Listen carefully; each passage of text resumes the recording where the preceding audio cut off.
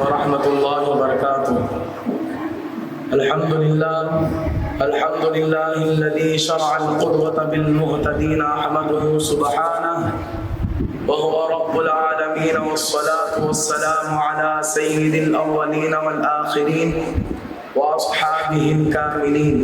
أما بعد فأعوذ بالله من الشيطان الرجيم. بسم الله الرحمن الرحيم. والسابقون الأولون من المهاجرين والأنصار والذين اتبعوهم بإحسان رضي الله عنهم ورضوا عنه وأعد لهم جنات تجري تحتها الأنهار خالدين فيها أبدا ذلك الفوز العظيم. صدق الله العظيم. صدر محترم اور عزیز طالبات، امیر المؤمنین خلیفہ اول حضرت ابوبکر صدیق رضی اللہ تعالی عنہ تمام صحابہ اکرام میں سب سے اعلیٰ و افضل تھے. سفر ہو یا حضر، ہر جگہ حضور صلی اللہ علیہ وسلم کے ساتھ رہنے والے، دنیا میں بھی حق رفاقت ادا کرنے والے اور آخرت میں بھی رفاقت کے سعادت سے بہرور ہونے والے، جن کے بارے میں حضور صلی اللہ علیہ وسلم کا ارشاد ہے: انت صاحبی فی الغار و صاحبی علی الحوض، تم میرے غار ثور کے بھی ساتھی ہو اور حوض کوثر کے بھی. ایک دوسرے موقع پر حضور صلی اللہ علیہ وسلم نے ارشاد فرمایا: جن لوگوں کے احسانات ہم پر تھے ہر ایک کا بدلہ چکا دیا، مگر ابوبکر رضی اللہ تعالی عنہ کے احسانات کا بدلہ قیامت کے دن اللہ تعالی ہی پورا عطا فرمائے گا. ابوبکر کے مال نے مجھے جتنا نفع پہنچایا کسی اور کے مال نے مجھے اتنا نفع نہیں پہنچایا. اگر میں دنیا میں کسی کو اپنا خلیل بناتا تو ابوبکر کو ہی بناتا. اب یہ خلت تو نہیں، کیونکہ میں اللہ کا خلیل ہوں. میرے اور ابوبکر کے درمیان اسلامی قوت و محبت ہر حال میں موجود ہے. مکی زندگی میں حضور صلی اللہ علیہ وسلم اور صحابہ اکرام رضی اللہ تعالی عنہ کو کس طرح ستایا گیا وہ کس مسلمان کو معلوم نہیں. آپ صلی اللہ علیہ وسلم اور آپ صلی اللہ علیہ وسلم کے صحابہ پر ہر طرح کے ظلم و ستم ڈھائے گئے. مکے میں رہنا دوبر کر دیا گیا. ہر طرح سے اسلام سے پھیرنے کی کوشش کی گئی. کفار مکہ کو سب سے زیادہ دشمنی اور عداوت حضور صلی اللہ علیہ وسلم کے ذات سے تھی. جب موقع پاتے کوئی نہ کوئی گستاخی کر بیٹھتے. ایک مرتبہ کفار مکہ صحن کعبہ میں بیٹھے ہوئے رسول اللہ صلی اللہ علیہ وسلم کا ذکر کر رہے تھے کہ وہ ہمارے معبودوں کی مذمت کرتے ہی. اتنے میں حضور صلی اللہ علیہ وسلم وہاں تشریف لے آئے. سب نے آپ کو گھیر لیا اور آپ کے گلے میں چادر لپیٹ کر کھینچنا شروع کر دیا. کسی نے جا کر ابوبکر رضی اللہ تعالی عنہ کو خبر دی کہ ادرک صاحبک، اپنے ساتھی کو بچائیے. وہ بیتابانہ پہنچے اور کہنے لگے: اے کفار مکہ، تمہاری خرابی اور بربادی ہو.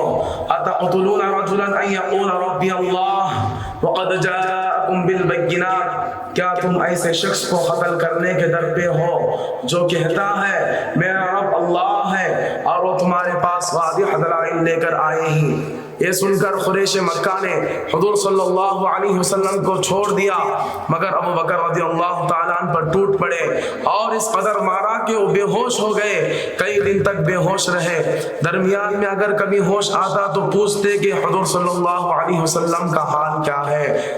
آخر جب مکمل ہوش آ گیا تو لوگوں سے کہنے لگے: مجھے سب سے پہلے حضور صلی اللہ علیہ وسلم کے پاس لے چلو. لوگوں کے سہارے کسی نہ کسی طرح حضور صلی اللہ علیہ وسلم کی خدمت میں جا پہنچے. ملاقات کے وقت دونوں کی کیا کیفیت تھی اسے الفاظ میں بیان کیا نہیں جا سکتا. رسول اللہ صلی اللہ علیہ وسلم کی وفات کا سانحہ صحابہ اکرام رضی اللہ تعالی عنہ پر قیامتی کبریٰ سے کم نہ تھا. اس سانحے کا اثر کسی پر کسی طرح تھا اور کسی پر کسی طرح. کوئی بے چین و بے تاب تھا، کسی کے لبوں پر مہر سکوت لگ گئی تھی، کوئی وفات رسول کا ہی منکر تھا. حضرت عمر فاروق رضی اللہ تعالی عنہ جیسے جلیل القدر صحابی تک کا یہ عالم تھا کہ وہ وفات رسول کو تسلیم کرنے پر تیار نہ تھے. انہوں نے ننگی تلوار نکال لی اور جوش و غضب کے عالم میں فرمانے لگے: جو شخص یہ کہے گا کہ حضور صلی اللہ علیہ وسلم کی وفات ہو گئی میں اس کی گردن اڑا دوں گا. صرف ایک صدیق اکبر رضی اللہ تعالی عنہ تھے جنہوں نے اس اندھوناک گھڑی میں بھی اپنے آپ پر قابو رکھا، ہوش و حواس کو جانے نہ دیا۔ کیا حضور صلی اللہ علیہ وسلم کی وفات کا انہیں غم نہیں تھا؟ کیا حضور کے رحلت فرما جانے کا انہیں صدمہ نہیں تھا؟ تھا، بلا شک و شبہ تھا، اور سب سے زیادہ تھا۔ لیکن وہ اپنے غم کو کیسے ظاہر کر سکتے تھے؟ اگر وہ ہوش کھو بیٹھتے تو دوسروں کو ہوش میں کون لاتا؟ اگر وہ نڈھال ہو جاتے تو دوسروں کو قابو میں کون رکھتا؟ حضرت ابو بکر رضی اللہ تعالی عنہ نے سب سے پہلے حجر مقدسہ میں تشریف لے گئے، رخ انور سے چادر ہٹائی، جبین مبارک کو بوسہ دیا۔ وَنَبِيَّاهُ وَخَلِيلَاهُ وَصَفِيَّاهُ، اے میرے نبی، اے میرے دلی دوست، اے میرے پرغزیدہ رفیق کہہ کر باہر آ گئے اور مسلمانوں کو خطاب کر کے تقریر شروع کی۔ وہ تقریر جس کا ایک ایک لفظ آب حیات تھا، جس کا ایک ایک جملہ انمول خزانہ تھا۔ آپ نے فرمایا جو لوگ محمد صلی اللہ علیہ وسلم کی عبادت کرتے تھے انہیں معلوم ہو جانا چاہیے کہ محمد صلی اللہ علیہ وسلم کا انتقال ہو چکا ہے، اور جو لوگ اللہ کی عبادت کرتے تھے وہ جان لیں اللہ زندہ ہے اور ہمیشہ زندہ رہے گا۔ اس کے بعد سورہ آل عمران کی آیت تلاوت فرمائی، وما محمد الا رسول قد خلت من قبله الرسل افإن مات وقتل انقلبتم على اعقابكم ومن ينقلب على عقبيه فلن يضر الله شيئا وسيجزي الله الشاكرين۔ محمد صلی اللہ علیہ وسلم ایک رسول ہی تو ہیں، ان سے پہلے بھی بہت سے رسول گزر چکے ہیں، تو کیا وہ وفات پا جائیں یا شہید کر دیا جائیں تو تم الٹے پاؤں پر چلو گے؟ اور یاد رکھو جو کوئی ایسا کرے گا وہ اللہ کا کچھ بگاڑ نہیں پائے گا، اور اللہ ان قریب شکر گزار لوگوں کو اچھا بدلہ دے گا۔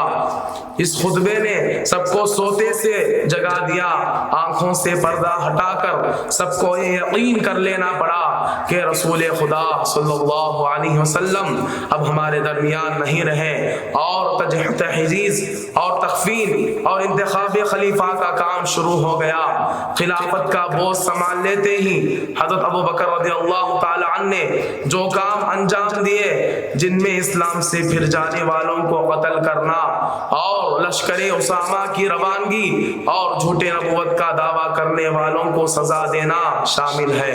حضور صلی اللہ علیہ وسلم کی وفات کے بعد بہت سے قبائل جو نئے نئے مسلمان ہوئے تھے مرتد ہو گئے، بہت نے زکوٰۃ دینے سے انکار کر دیا۔ اسی طرح جھوٹے نبوت کا دعویٰ کرنے والوں کی ایک جماعت پیدا ہو گئی، جن میں مسیلمہ بن کذاب، اسود عنسی اور سجاح نام کی ایک عورت شامل ہے۔ ان تمام فتنوں کو ختم کیے۔ ایک مرتبہ رسول خدا صلی اللہ علیہ وسلم نے صحابہ اکرام کو مال جمع کرنے کا حکم دیا۔ صحابہ اکرام لا لا کر رکھنے لگے۔ حضرت عمر کا بیان ہے، اس وقت میرے پاس بہت مال تھا، میں نے دل میں سوچا اب تک تو میں ابو بکر رضی اللہ تعالی عنہ سے کسی بھی چیز میں نہیں بڑھ سکا، مگر آج مال جمع کرنے میں ابو بکر رضی اللہ تعالی عنہ سے بازی لے جاؤں گا۔ فجئت بنصف مالی، لہذا میں اپنا آدھا مال لے کر آیا۔ حضور صلی اللہ علیہ وسلم نے پوچھا ما بقیت لأہلک، اپنے گھر والوں کے لیے کیا چھوڑا؟ میں نے جواب دیا آدھا لے کر آیا ہوں اور آدھا چھوڑ کر آیا ہوں۔ جب حضرت ابو بکر رضی اللہ تعالیٰ عنہ کی باری آئی تو اپنا سب کچھ لے کر آئے تھے، گھر میں کچھ نہ چھوڑا تھا۔ حضور صلی اللہ علیہ وسلم نے ان سے بھی دریافت کیا کہ اپنے اہل و عیال کے لیے کیا چھوڑائے؟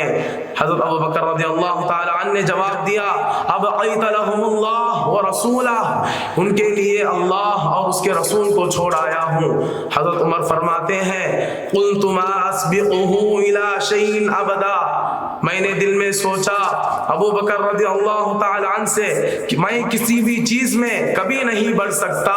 سچ ہے پروانے کو چراغ ہے بلبل کو پھول بس، پروانے کو چراغ ہے بلبل کو پھول بس، صدیق کے لیے خدا کا رسول بس۔